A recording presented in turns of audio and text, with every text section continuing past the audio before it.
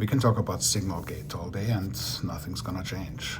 The congressional inquiries seem to have at least some harsher questions to where they were attempting to hold the directors accountable, but of course, it was mostly performative. The directors had all kinds of answers, anywhere between the absence of truth and integrity. They made up some random fictional items and, of course, in their alternate reality, believed them to be facts, and gave half or no answers to the questions asked. And that, again, is the modus operandi that we have seen of late. The problem adjacent, though, is even though they should have stepped down based on the fact that they are unable to do the job for the American people, it's not about the American people. It's about the select few who they are performing for. But at the same time, they're also sending a pretty clear signal and message to the people who follow them, to the red hat wearing individuals who now have seen that you can basically do really dumb things, breach all kinds of protocols, and then just you're not being held accountable. And in case you are getting questions, you just give half answers, no answers, plead the fifth, don't remember, make up fictional items, produce them as fact, and no one's gonna come after you. Now, of course, for civilians, this is likely gonna be a little more challenging, but the tonality is set.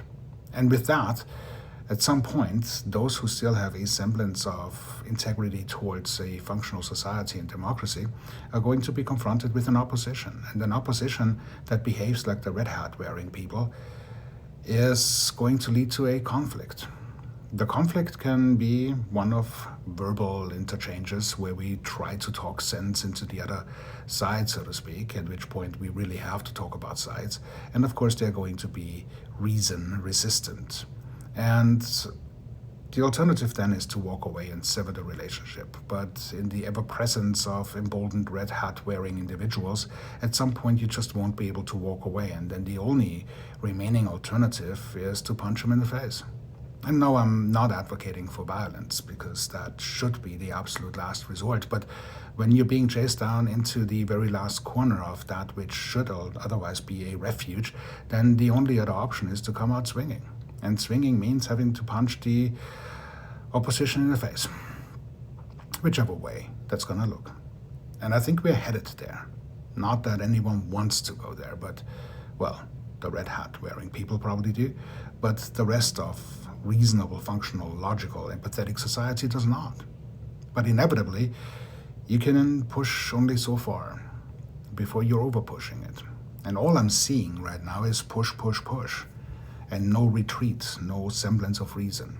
And at some point, we're either going to have to accept that there will be no reason at all, or reason is going to just be beat into you. This is not a desirable outcome. This is not a good ending to what was once sold as a fairy tale story, the United States.